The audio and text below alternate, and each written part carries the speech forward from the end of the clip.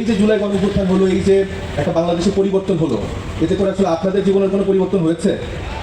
আপনাদের কোনো পরিবর্তন? পরিবর্তন হয়নি। দেখেন, আমি এই কথাটা বলি না, আমি আপনাদের মুখ থেকে শুনছি যে বিএনপিকে মানুষ এখন একটা প্রতারক দল বলে, প্রতারক রাজনৈতিক দল। এই কথাটা কি আমি ভুল বলতেছি? এই যে আপনারা কিন্তু বলছেন ভুল বলছি না, আমি আসলে আবারও এখন স্পষ্ট করে বলতে চাই যে বিএনপি নামক যে রাজনৈতিক দল এখন আছে, তারা একটা প্রতারক রাজনৈতিক দল, যারা বাংলাদেশের গণমানুষের গণভোটের রায়ের সাথে প্রতারণা করেছে, যারা বাংলাদেশের যতগুলো আকাঙ্ক্ষা জুলাই পরবর্তী সময় এসছে তার প্রত্যেকটার সাথে তারা বেইমানি করেছে না? আপনাদের বিশেষ একজন আমাদের প্রিয় ভাই আছেন, সালাউদ্দিন আহমেদ, চেনেন তাকে? চেনেন সালাউদ্দিন আহমেদকে? সেই সালাউদ্দিন আহমেদ ধরেন যে এমন কোনো বিষয় নাই যে তিনি সেটাতে নাক গলায় না।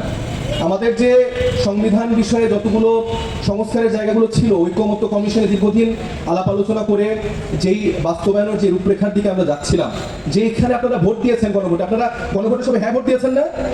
আপনারা জানেন যে সালাউদ্দিন আহমেদ বলে যে আপনারা যারা যে শ্রমিক শ্রেণী আছেন, আমাদের যারা সাধারণ জনগণ আছেন, আপনারা কি গণভোট বোঝেন না? আপনারা নাকি না বুঝেই হ্যাঁ ভোট দিচ্ছেন। এটা কি সত্য? এটা কি সত্য? এই যে সালাউদ্দিন ভাই, এই যে আমার শ্রমিক শ্রেণী যে সামনে বসা, রিক্সা চালক ভাইরা বসা, তারা কিন্তু বলছে তারা বুঝে হ্যাঁ ভোট দিছে। আপনারা কি মনে করেন আপনারা একাই সবকিছু বোঝেন আর ওনারা কিছু বোঝে না?